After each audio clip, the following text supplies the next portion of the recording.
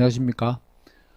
오늘은 진짜 예수를 찾아서 16번째 시간이 되겠습니다.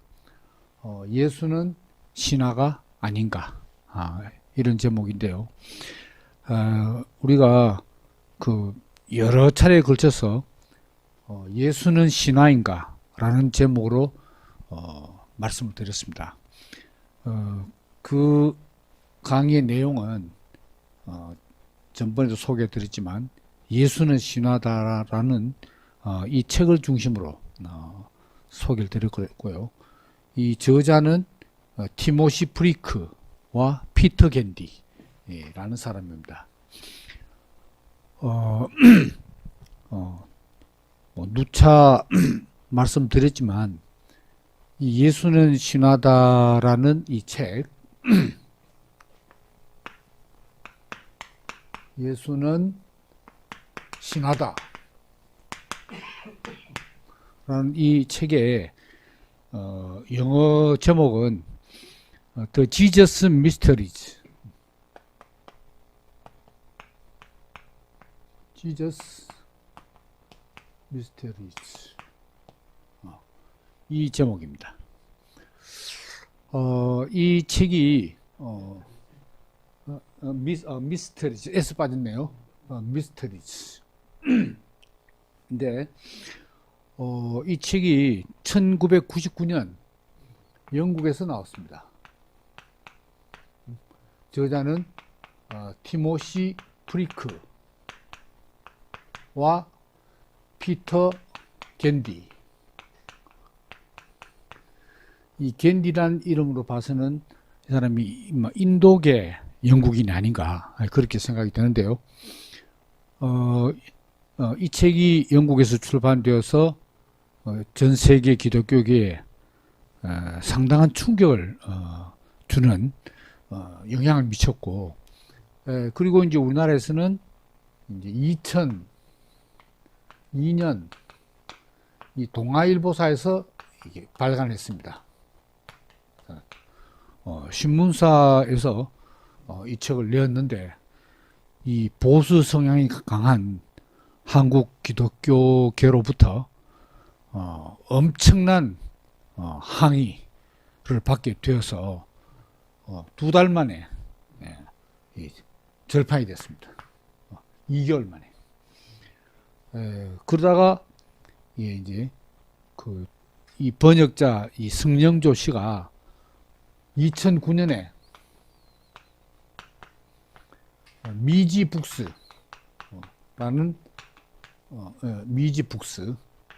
출판사를 통해서 다시 이 책을 출간한 것이 바로 지금 예수는 신화다라는 이 책입니다.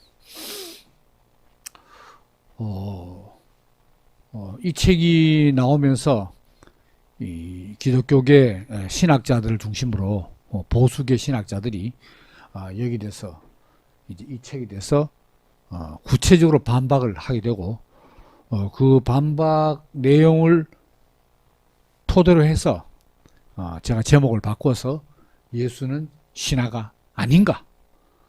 그러니까 저 책은 The Jesus Mysteries고, 요 반박하는 내용은 예수는 절대로 신화적인 인물이 아니다 라는 것을 이야기하려고 하는 거죠.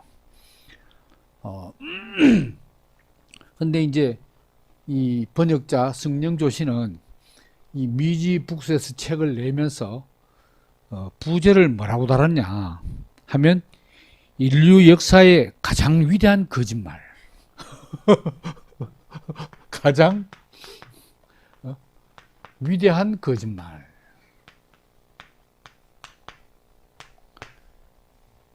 그리고 또 한 구절 더 다른데, 왜 한국 교회는 이 책을 그처럼 두려워하는가? 이런 왜 이 책에 이 띠지 있잖아요. 띠지 밑에 그 띠지에 그 제목을 달아서 출판을 했습니다. 그러니까 이 책은 이 보수 기독교계를 벌벌 떨게 하는 책이라는 인상을 주게 되고, 그리고 인류 역사상 가장 위대한 거짓말이라는 것은 바로 지금 역사적 기독교가 예수를 왜곡시켰다. 이런 이야기입니다. 굉장히 이 도발적인 제목을 달고 있는 거죠. 그리고 몇 번 지난번에 언급했습니다만은 이 두 사람은 어떤 이 배경에서 이 예수는 신화책을 냈냐 하면 영지주의 배경에서 책을 냈습니다. 근데 이제 우리나라 SBS 방송에서 SBS에서 2008년 신의 길, 인간의 길 하는 다큐멘터리죠. 신의 길, 인간의 길라는 제목으로 이 4부 네 번에 걸쳐서 약 한 50분에서 1시간 정도의 분량인 이 드라마를 다큐멘터리 드라마를 4부까지 방영했습니다. 그래서 이 제작진들이 영국에 가서 그 일부에 보면 티모시 브리크를 만나가지고 인터뷰를 해요. 그래서 뭐 그렇게 나이 많은 학자는 아니더라고요. 그 사람이 직접 이제 기자들하고 인터뷰를 한 내용이 그 다 나와요. 그래서 이 예수는 신하다라는 이 책을 토대로 해서 신의 길, 인간의 길 4부를 제작했습니다. 그래서 뭐 여러분들도 혹시 시간이 되시면 한번 볼만해요. 그래서 그 이탈리아 로마에 가서 그 당시에 뭐 고대 미트라스 신전이 지하에 있는데 그 위에 성당을 세운 그 지금 현재도 좀 성당이 있는 거죠. 그걸 다 답사해서 촬영하고 상당히 뭐 취재 방향은 이 보수 신앙인들에게는 아주 매우 마음에 안 들겠지만 제작은 정성들이 잘했는 것 같아요. 그러니까 책도 나오고 더더구나 드라마로 방영이 되니까 말하자면 이제 부정적인 시각에서 보면 이 정통 기독교 신앙에 미친 해악이 엄청나다 그렇게 볼 수도 있고 또 뭐 세상적인 시각으로 보면 오히려 이런 기독교에 반대하는 저작물들이나 이 영화들이 드라마들이 더 곽광을 받고 타임지 뭐 베스트셀러도 다 그런 책들이 되지 정통 보수 신앙 서적들은 안 팔려요. 그러니까 세상이 어떻게 잘 돼가고 있는지 뭐 거꾸로 가는지 모르겠습니다만은 그런 실정입니다. 그래서 이제 저도 이 많은 내용을 조목조목 반박하고 또 이 책에 보면 만만찮게 예수는 신하라는 것을 입증하고 하니까 진위를 가리고 뭐 승부를 어디가 케오승이다 뭐 어디가 판정승이다 참 내리기가 상당히 어려운 내용입니다. 이 양이 굉장히 많거든요. 그래서 이제 막 굵은 선에서 이제 이야기를 하자면은 이 사람들이 이제 주장하는 건 뭐냐면 이 기독교가 이 위대한 역사상 가장 위대한 거짓말한 게 뭐냐? 원래 예수는 신화적이다 이제. 신화적 예수를 사기쳐서 뭘로 만드느냐? 역사적 예수로 만들었다.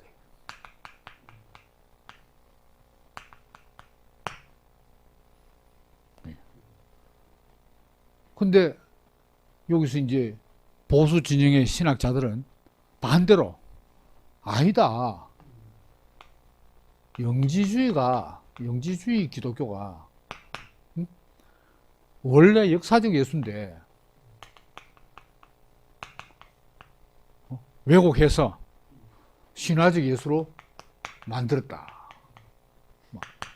이런 이야기입니다. 전체 중심 이 노선이 이렇게 대립되고 있다는 거죠.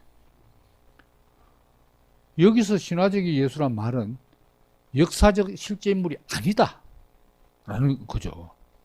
역사의 실제 인물이 아니다. 그럼 가공인물이죠. 가공인물. 그래서 기억이 뭐 나시겠지만 이 영주주의자들은 왜 예수가 신화적 예수라고 신화적 예수라고 하느냐, 이 근거가 어디냐 이거든요. 이건 바로 이집트의 오시리스, 이집트, 그리고 그리스의 디오니소스,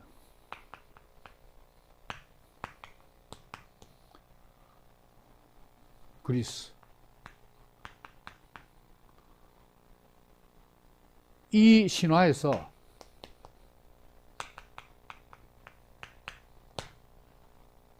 유대 버전으로 각색한 것이 바로 예수 신화다. 요게 그러니까 다시 말하면 뭡니까? 예수 신화가 된 거지.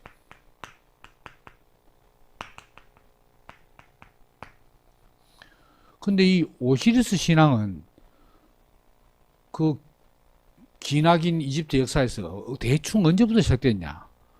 정확하지는 않지만 학자들이 추정에 하면 기원전 4,500년 전입니다.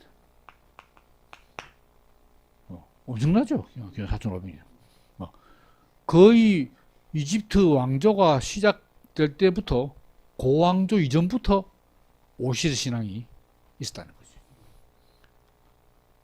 거죠. 그래서 이제 이집트에 많은 신들이 있는데 어찌 보면 가장 인기 있고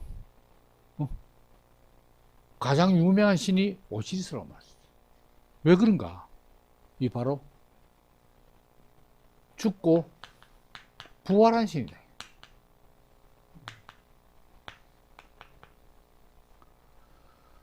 죽음과 부활에서 무게 중심은 어디 있을까요? 부활이 있는 거지. 부활한 신이다. 부활. 오시리스가.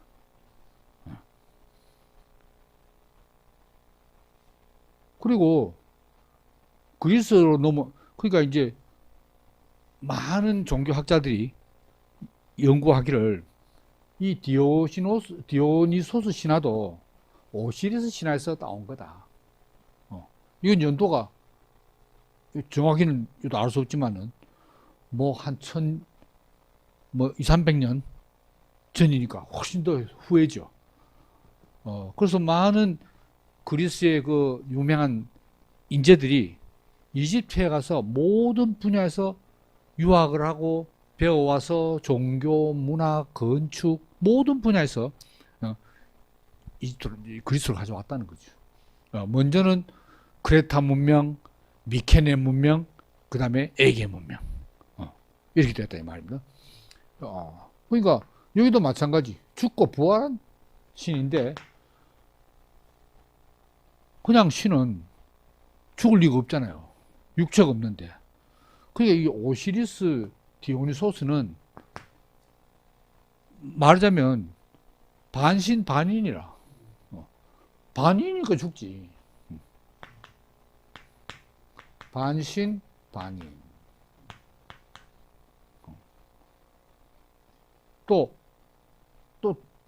이거는 영웅이고, 우리 그 헤라클레이스, 수행했습니다. 헤라클레이스하고 우리 뭡니까? 테세우스, 히랍의 많은 영웅들은 반신 반인이고, 다시 말하면 제우스하고 주로 아름다운 지상 여성하고 이제 사이에서 난 아들이고. 근데 여기는 원래 신인데 인간으로 화한 거죠. 나온 거죠. 그러니까 말하자면 신인이야, 신인. God man.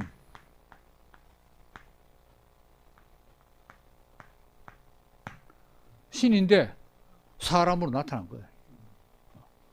그 사람으로 나타나는 말은 육체가 있고, 육체가 있으니까 죽고, 오시리스도 디오니소스도 둘 다 공통점이 뭡니까? 갈기갈기 지켜주는 거예요. 근데 그것이 다 또 수합돼 가지고 부활했다, 그런 이야기 아닙니까? 부활. 그 왜 디오니소스나 오시리스가 이집트, 그리스, 양 진영에서 그렇게 사랑을 받는 신이냐? 바로 죽고 죽으로 끝난 게 아니고 부활하기 때문에. 그럼 왜 그 부활하는 게 그렇게 인기 있느냐? 사람들이 궁극적으로 소원하는 게, 난 죽지만 부활한다는 거.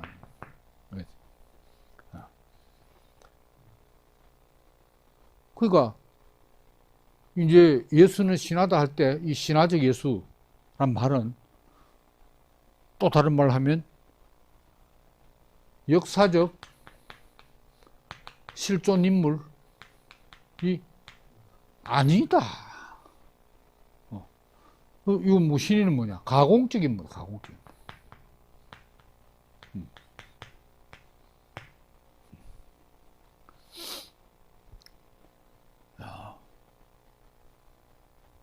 그러니까 이제 그 당시에 그리스 로마 문명이 지중해 지역 국가들을 막 지배하고 있을 때 아무리 유대교 유일 신앙이라 하더라도 그 수백 년 동안 영향을 안 받을 수가 없다.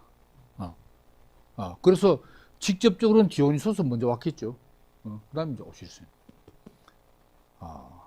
이래서 원래 구약에 없는, 구약 성경에 없는, 오리지널 유대교에는 없던 이 부활이라는 이 사상이 이스라엘에 들어오게 되었다. 이런 이야기죠. 아주 그럴듯해요. 전혀 뭐 근거 없다고 말하기 좀 어려워요. 그랬는데 신학의 예수를 만들어 놨는데 저 책에서 한 말이 뭐였습니까? 이 역사적 기독교라는 거죠. 기독교의 패권을 잡은 자들이 문자주의자들, 문자주의자.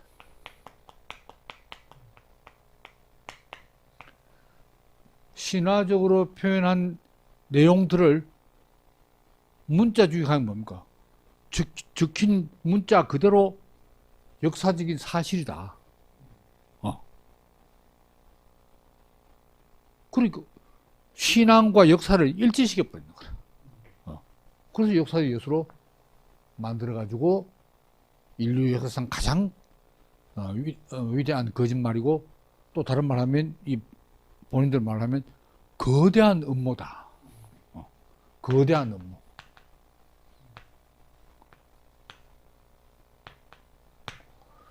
Great Conspiracy. 거대한 음모다. 이렇게 이제 이야기를 하고 있답니다. 그러니까 이 정통 보수 신앙인들은 열받죠. 그럼 자기들이 대대로 평생 믿어온 예수가 음모에 휘말려서 거짓말에 사기에 쏘한 것뿐이 더 됩니까? 그러니까 뭐 동아일보사에 뭐 빗발치듯 항의하고 결국 2달 만에 절판을 했다는 거잖아요. 네. 그 신앙적인 자존심에 엄청난 상처를 이제 받죠. 그래서 이제 이 SBS 기자가 물어요. 그 티모시 브리크한테, 그래 뭐 많은 저항이 없었냐 하니까 뭐 살해 위협까지는 못 느꼈는데 저주는 엄청나게 받았다 이거. 그래서 어떤 저 예를 드는데, 너는 지옥 중에서도 제일 지독한 지옥에서 뭐 영원히 못 헤어나온다 뭐 이런 이제 저주를 받았다고 해요. 근데 그 인터뷰를 하는데 아주 뭐 당당하게 자기의 이 저장 내용에 대해서 막 확신이 차서 이야기해요. 이거야말로 진정한 복음이다 뭐 이런 식이에요. 이런 이제 그러니까 이제 원래 신화적 예수다. 그럼 이제 신화적 예수는 이제 역사성이 없는 거고, 또 이 사람들이 이렇게 말한 이유는 영지주의적인 배경을 가지고 있다 그랬잖아요. 그 영지주의적으로 신화적 예수를 해석한다 이 말입니다. 그러면 어떻게 되느냐? 이 첫 번째가 이제 신화적 예수냐, 이런 문제고, 두 번째는 이제 성육신이냐, 가현이냐, 이런 이야기죠. 예수가 성육신 예수냐, 가현 예수냐.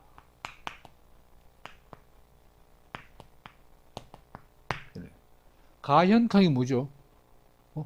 한자로 말하면은 가현. 가짜로 나타났다. 이런 이야기죠. 그러면 가현, 요걸 이제 가현설, 이걸 영어로 도세티즘이라고 말합니다. 자주 나오거든요. 도세티즘, 가현설. 그 이제 도세티즘이라는 단어는 어디서 나왔냐? 그리스의 도케오. 이건 영어로 말하면 심입니다. 심. 뭐뭐처럼 보인다 있잖아요. It seems. 뭐뭐처럼 보인다. 그 요 성육신은 요건 또 뭡니까? 성육신은 성, 육신. 육신이 되었다. 육신을 이루었다. 인카네이션.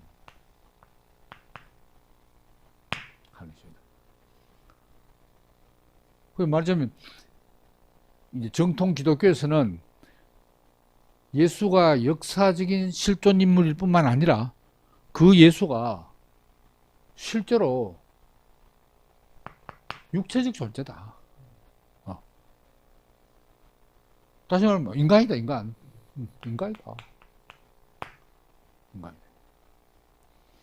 이거는 뭡니까? 가현이니까 육체처럼 보이게 나타났다.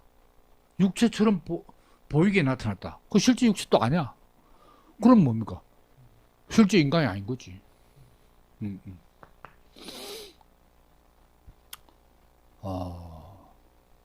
이것도 마찬가지예요. 오시리스 디오니소스도 사실은 신이라. 신인데 이제 인간으로 나타난 거지 말이죠. 그럼 이게 이제 인도의 힌두교의 그 아바타.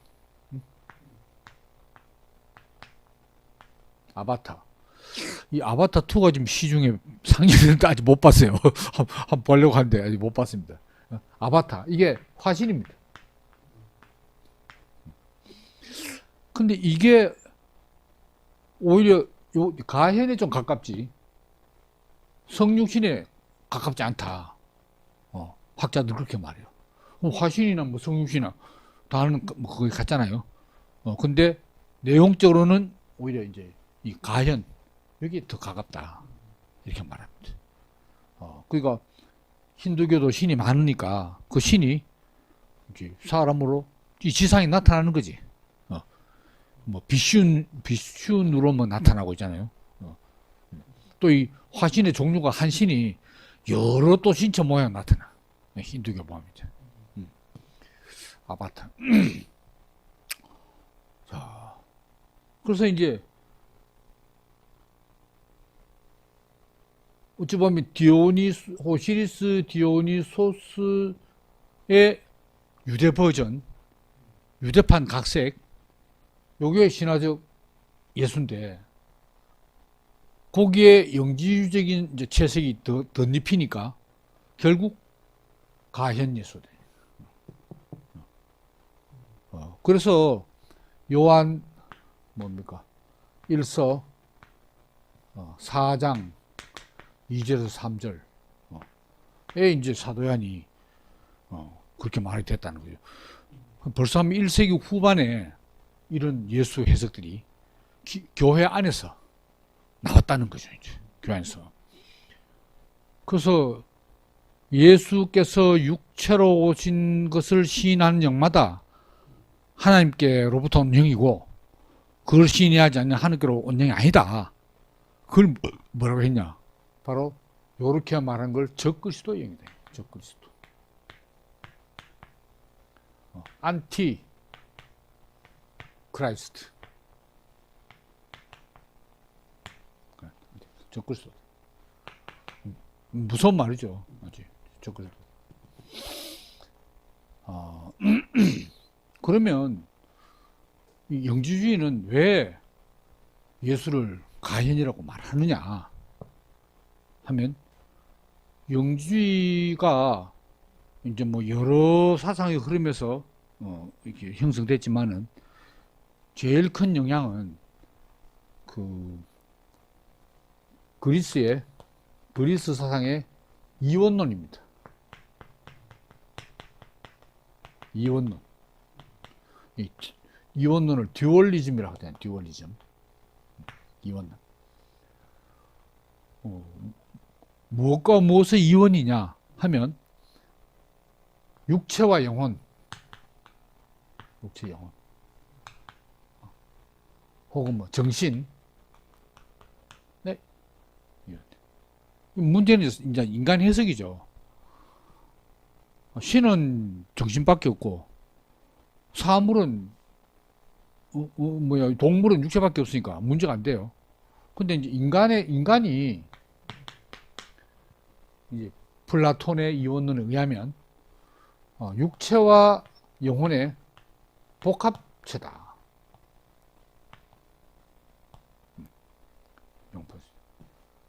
근데 영혼은 불멸이고, 영혼 불멸설. 그리고 본성적으로 영혼은 선하고. 육체는 이건 뭡니까? 물질 아닙니까? 이 물질은 사멸적이고, 그리고 본성적으로 악하다. 그래서 인간의 모든 윤리적인 문제는 어디서 발생하냐? 바로 육체적인 욕망 때문에 발생돼. 왜? 악한 놈이 자기 욕망을 채우려고 하니까 악행이 되는 거죠. 그러면 어찌 됩니까? 이 결합체에서 어떻게 하든지 육체의 소욕을 억누르고 영혼의 이 신성, 영혼은 신적인 거니까 영혼의 신성을 잘 보존해. 그럼 죽음은 뭐냐? 육체적인 죽음은 뭐냐? 이 죽음은 육체와 영혼의 분리 아닙니까? 육체로부터 영혼의 해방이야. 그러니까 영혼이 육체라는 감옥에 산다는 것은 육체의 감옥에 갇혀 있는 거지. 근데 100년 넘게 가는 감옥이 없으니까 100년 이하로 잘 견디면, 그 잘 견디면 뭡니까? 금욕, 그리고 영혼의 정화. 해서 처음 천상계에서 육체에 갇힐 때 그 영혼의 순수하고 깨끗한 그 상태를 잘 유지하면 감옥이 딱 무너질 때 다시 신들의 나라로 탁 오나. 이게 플라톤의 영혼론이고 인간 해석이고 인생의 목표고 그렇습니다. 플라톤뿐만 아니고 히랍의 이 주류 인간관이 그렇다는 거죠. 요게 이제 기독교와 만나가지고 영지주의 기독교가 되면 예수 해석이 됐다는 얘기예요. 왜 그런가? 이제 기독교 영지주의자들, 영지주의 기독교인들은 예수가 하나님 아들이다. 이걸 믿어야 기독교 아닙니까? 그리스도 예수가 그리스도라고 믿는 게 기독교이니까. 근데 영지주의식으로 믿는 거야. 영지주의식으로 믿으면 어떻게 되느냐? 예수가 하나님 아들. 다시 말하면 하나님이 지상에 내려왔어. 내려왔는데 이 육체, 이건 악의 온상 아닙니까? 사멸적이라. 그러니까 하나님의 신성이 어떻게 아무리 지상에 내려왔지만 지상에 하나님 내려왔지만 우리하고 똑같은 육체일 수 있나? 지금 하나님을 담고 있는데 그러니까 하나님은 아예 육체에 안 담긴다. 그렇지만 하나님 아들이 왜 왔습니까? 하나님 아들이 그리스도거든. 그리스도 메시아 다른 말은 뭐죠? 구원자야. 그러니까 인생을 구원하러 왔어. 하나님 직접 사람의 모양으로 온 거야. 모양으로 왔는데 사람의 모양은 모양인데 우리하고 똑같은 육신은 아니다는 거지. 그러니까 논리적으로 생각하면 충분히 이렇게 생각할 수 있잖아요. 하나님의 신성을 온전하게 보존하려면 그래야 되지. 그래서 사실은 이들은 뭐 예수를 뭐 깎아내리려고 한다든가 하나님의 영광에 손상을 주려는 의도가 아니고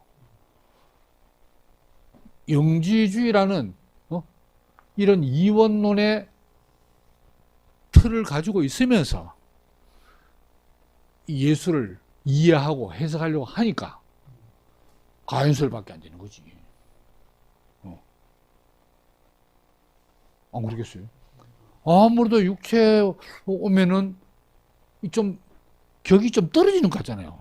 우리하고 똑같은 육체로 왔다. 격이 떨어지지. 그럴 수 없습니다.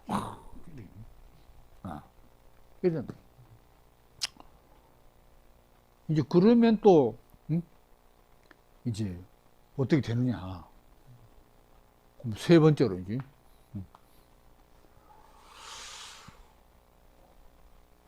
예수의 죽음이 육체적 죽음이냐? 육체적 죽음 이냐? 아니면 아니냐? 육체적 죽음 아니냐? 이런 문제가 생깁니다. 거의 가연이 육체 안 왔잖아요. 그럼 예수가 십자가에서 죽을 때, 뭐 우리 같은 육체가 아닌데 뭐 아니니까 실제로 안 죽었지. 왜냐면 육체가 아닌데 뭐. 그래서 이들은 또 어떻게 해석하냐? 예수가 죽기 전에 뭐라고 마지막으로 부르셨습니까? 엘리, 라마 사박다니. 여기 아라마 아닙니까? 사박다니. 나의 하나님, 어찌하여 나를 버리셨나이까? 했다 이거라. 엘리 할 때 나의 하나님 됩니다. 나의 하나님. 근데 이 엘이, 아라마 엘이 신이란 뜻도 있고 영이란 뜻도 있는 거라. 영. 그러니까 성육신된 육체를 가진 예수가 통전적인 인간으로서 나의 하나님 이렇게 외친다고 해석하지 않고 요걸 영으로 했어요. 영. 그러니까 가현 육체가 아니고 가현적인 육체가 실제 예수인 영에게 나의 영이여 나의 영이여 나를 어찌 버리시나이까. 근데 그치 그 껍데기 육체처럼 보이는 그 껍데기 예수가 실제 안에 있는 예수한테 왜 떠나가십니까? 이거 말이에요. 이렇게 해석한다 이거예요. 좀 심하게 보이죠. 이렇게 나의 영이여 나의 영이여 어째. 그리고 영지주자들의 다른 예수 십자가의 죽음 해석 보면 예수는 벌써 빠져나가가지고 죽음이 없으니까 안 죽으니까 그래서 사람들이 뭐 창으로 찌르고 뭐 하는데 진짜 예수는 거기서 내려다보면서 웃고 있다 뭐 이런 이제 해석들. 육체적인 영지주자는 육체 죽음 없다. 예수의 육체 죽음을 육체적으로 오지를 않았으니까 육체 죽음이 당연히 없는 거죠. 그 다음에 이제 뭐가 문제 되느냐? 응? 그 다음 문제가 되는 게 이제 부활이 문제가 되는 거지. 부활.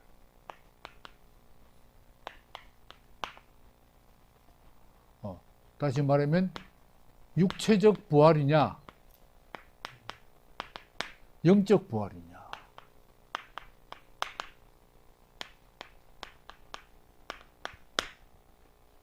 당연히 영주자들은 육체적 부활을 인정하지 않는 거지.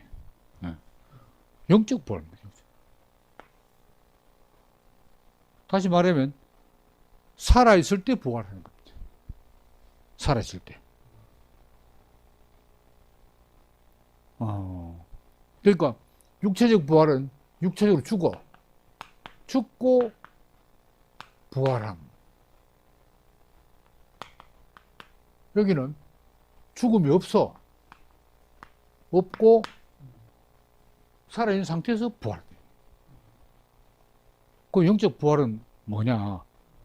영적인 갱신이라 할까요? 이니까 이건 마치 불교의 해탈, 또 뭐 도교의 득도, 이거하고 좀 비슷한 거다 이거죠. 득도, 해탈. 그러니까 득도, 해탈 이런 게 오히려 동상의 보편적인 신앙 아니냐. 죽고 부활한다는 거, 이거 말이 안 된다. 이런 이야기를 이제 하는 거죠. 근데 이제 여기 이제 예수는 신화가 아니다. 라는 이 정통 이제 신앙에서 비판한 건 뭐냐. 그 2세기 교부 이레나이우스 우스로부터 시작해가지고 쭉 현대까지 현대 유명한 뭐 칼바르트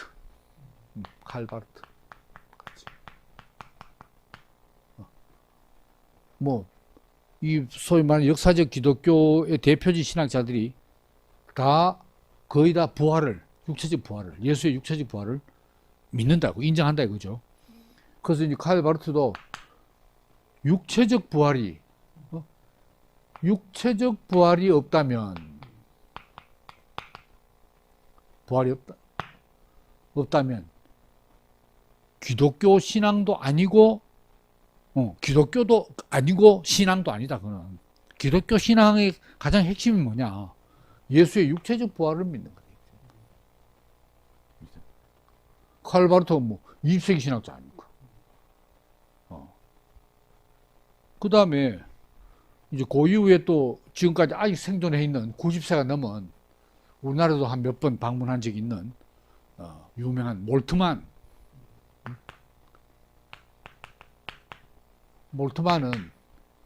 얼마 전에 저희들도 이제 스터디를 같이 한 적이 있는 십자가에 달리신 하나님 기억하실지 모르겠는데 이런 책에서 십자가에 달리신 하나님. 십자가에 달리신 하나님 누굴 말합니까? 바로 예수를 말하잖아요. 예수가 십자가에 달린 하나님입니다. 그래서 몰트만은 이제 신의 종류를 이제 우선 두 가지로 나누면 그리스의 신들은 무감정의 신이다. 그렇게 말해요. 무감정의 신. 그리고 육체가 없으니까 뭐 고난 받는다든가 죽음을 겪는다든가 뭐 부활은 물론이죠. 뭐 부활한다든가 이런 게 없어. 고난, 죽음, 부활이 없어. 당연히 그래야 되는 거 아닙니까? 그래서 이제 이걸 무감정의 신, God of Apartes.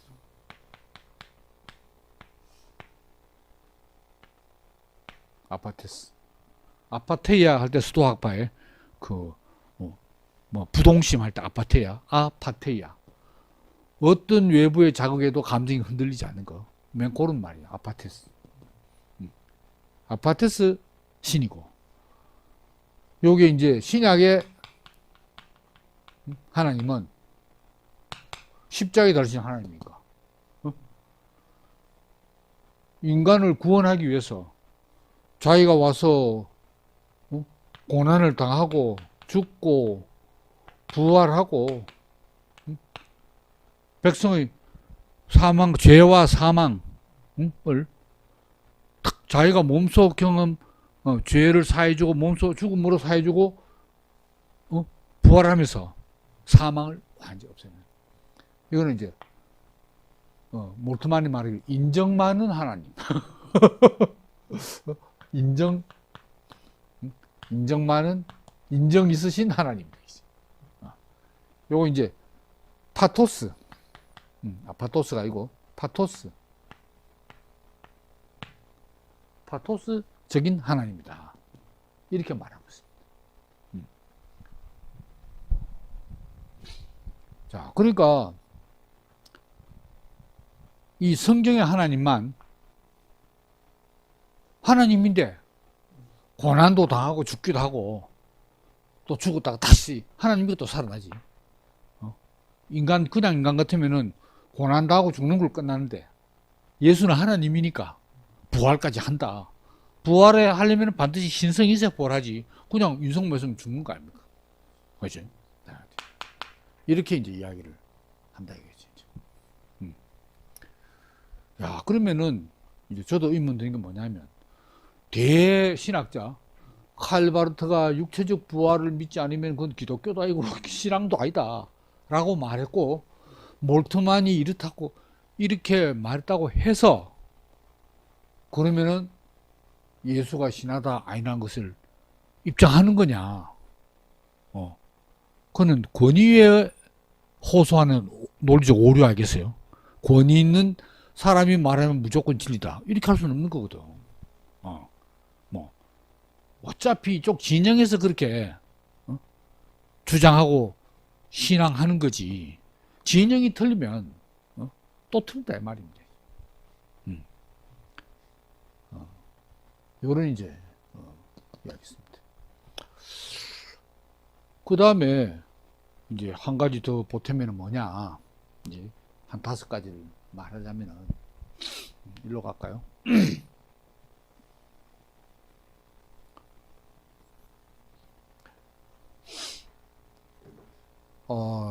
영지주의 기독교는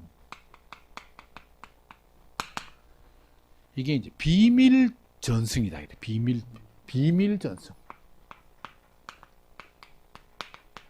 근데 거기에 비해서 이제 기독교는 공개적 전승이다. 은밀한 전승이고 공개적 전승이다. 이렇게 말하거든요. 그래서 이제 이 비밀 전승을 보통 하는 종교를 밀교라고 한다 이거지. 밀교가 그때 미스테리였잖아요. 밀교.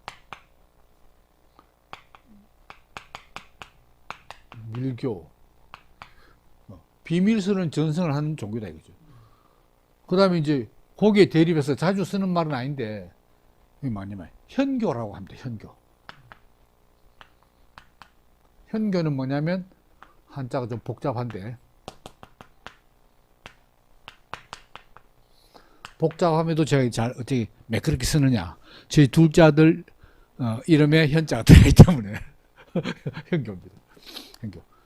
요거를 영어로 하면 에소테리시즘.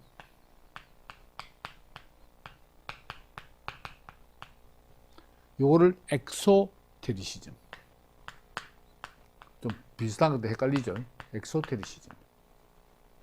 시즘. 그 기독교는 말하자면 이제 예수부터 사도 그리고 쭉 지금까지 공개적으로 전승을 한대요. 뭐 소수의 제자들을 모아놓고 이건 너건 말이라 절대 말하면 뭐 예수도 처음에 약간 그런 부분이 있긴 있어요. 그래서 그거는 이제 주 내용이 아니고 항상 공개적으로 선포를 해요.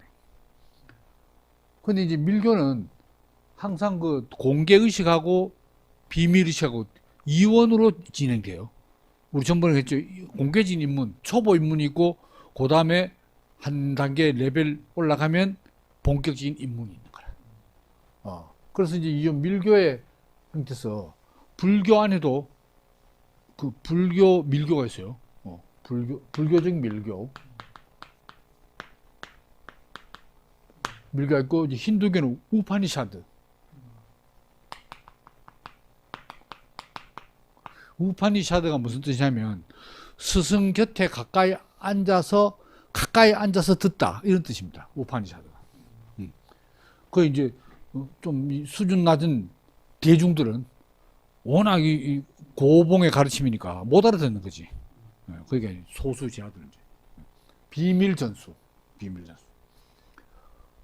그 다음에 우리나라로 말하면 이 통일교가 이 밀교에 해당돼요.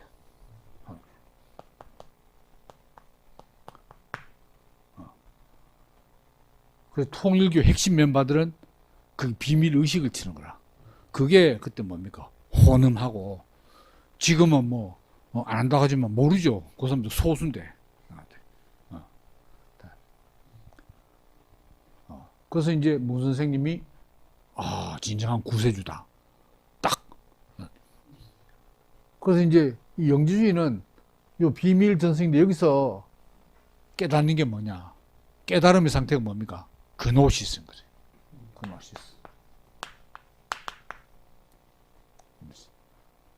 그노시스.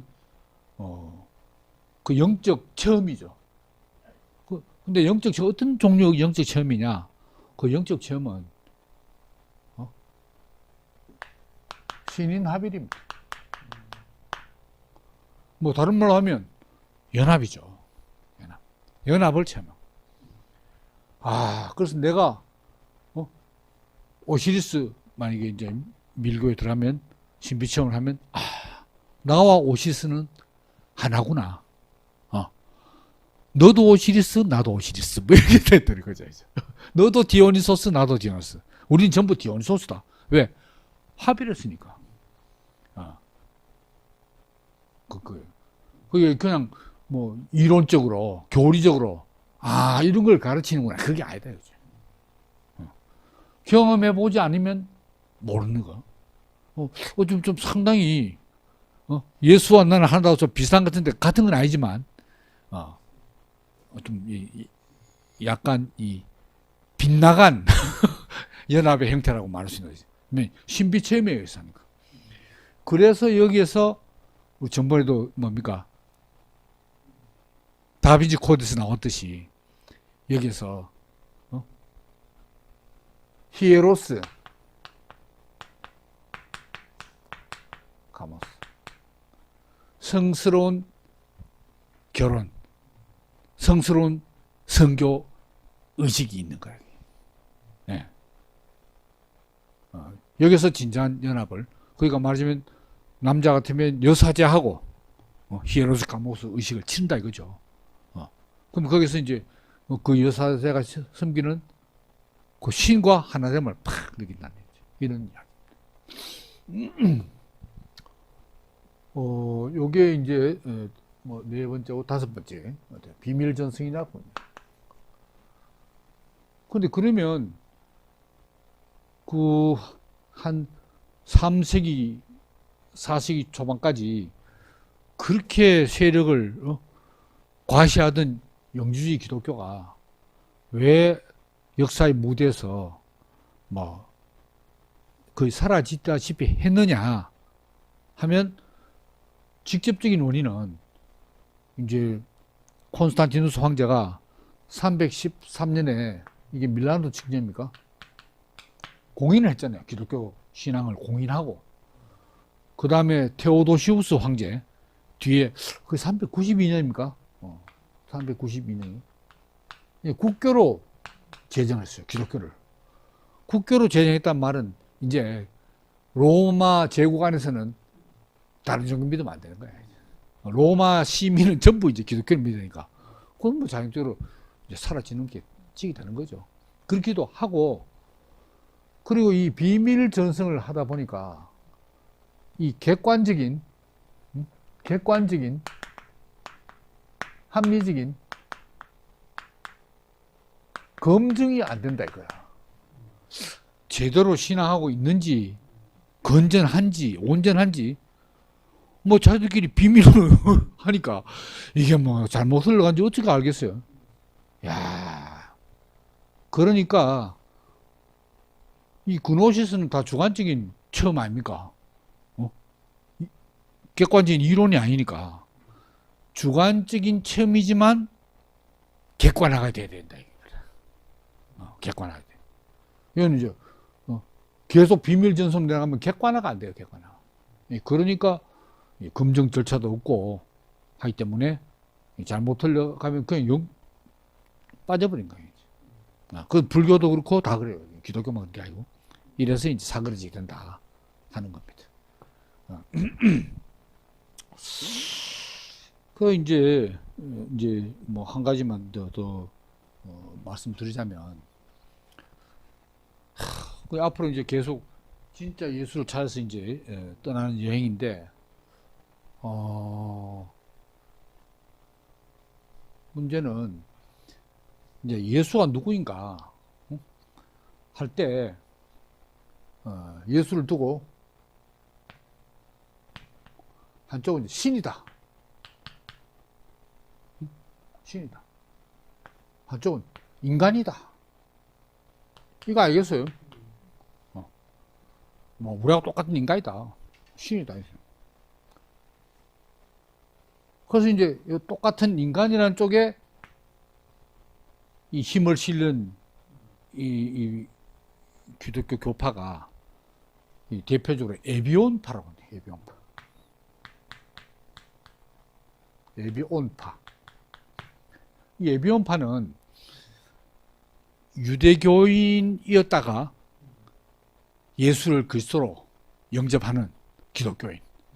유대인 출신, 유대인은 뭐 전부 기독교인이었으니까 출신 기독교인이 에비온파를 만들었어요. 이 사람들은 뭐라고 말하냐? 예수가 원래 인간이었다. 우리가 똑같은 인간인데 뭡니까? 세례 요한으로부터 세례를 받았어.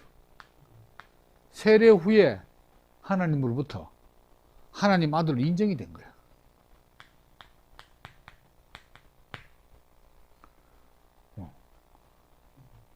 그러면 이제 이는 내 사랑하는 아들이요 내 기뻐한 자다. 성경에 나와 있잖아요.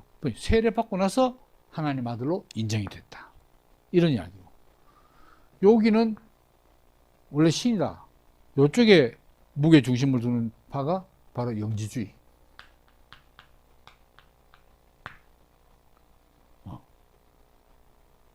그럼 예수는 지상에 와서 활동해도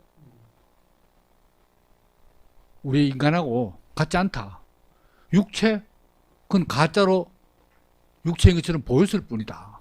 실제로 신이 걸어 다니는 거지. 영지. 여기 제일 그때.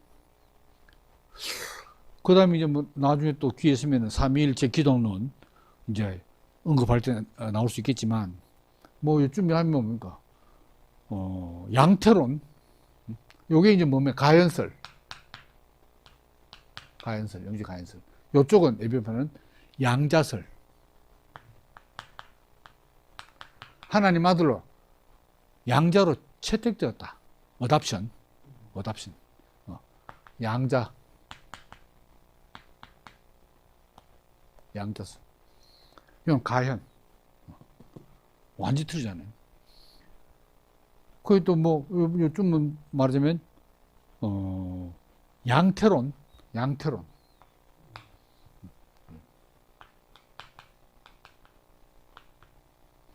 양태론 뭐냐면, 이제 하나님이 아버지로도 나타났다. 아버지 모드, 양태. 그 다음에 뭐 성령 모드로 나타났다가, 또 사람 아들 모드로 나타났다가, 그때 상황에 맞게 하나님이 그렇게 양태로, 다른 양태로 나타난다. 여기 양태론. 요건 이제 군주 신론.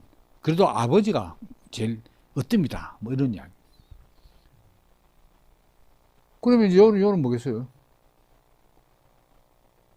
예수는 참 하나님이면서 참 사람이다. 요게 말하자면 양극단의 절충이라고 할 수 있는 거죠.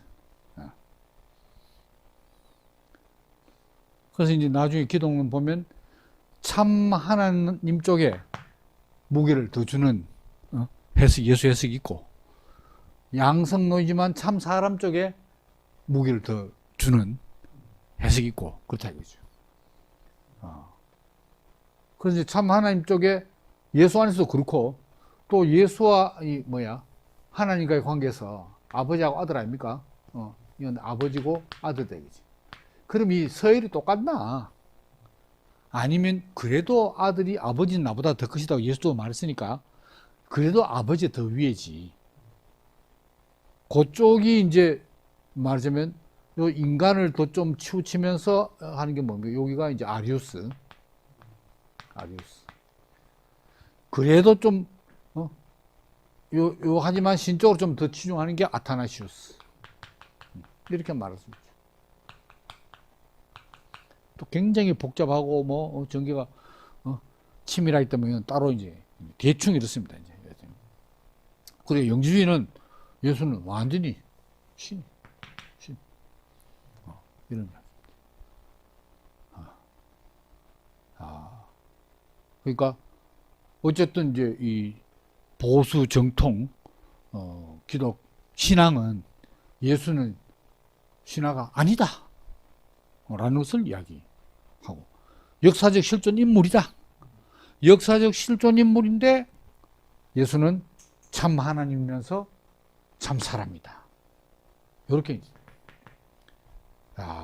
근데 우리의 어떤 일반적인 감각, 이해의 범위에서는 참 하나님이면서 참 사람이다. 이게 포착이 안 된다는 거지. 이게 지금 2000년 기독교가 안고 있는 풀기 어려운 난제라고 할 수 있는 거죠. 난제를 할 수 있는 거죠. 그 성육신. 하나님이 육신으로 왔다. 그거잖아요. 이게 그 성육신을 위해서 이 삼위일체가 또 있어요. 그래서 이제 아까 말씀드린 칼 바르트나 몰트만 있는 사람들은 이제 삼위일체와 양성 기독론을 인정한 사람이죠. 그걸 신앙한 사람이죠. 근데 폴 틸리히나 또 불트만 다 동시대 사람들인데 불트만은 삼위일체를 인정 안 해요. 그러니까 어느 게 딱 맞느냐 참 판단하기 어려운 거죠. 자, 그럼 이제 아쉽지만 이 정도로 하고 다음 시간에는 이제 19세기 자유주의 신학자들이 역사적 예수를 탐구를 하기 시작하죠. 그 100년 넘게 탐구를 했어요. 그 대충의 이제 그 이야기를 쭉 한번 훑어보도록 그렇게 할 테니까 많은 시청 부탁드립니다. 감사합니다.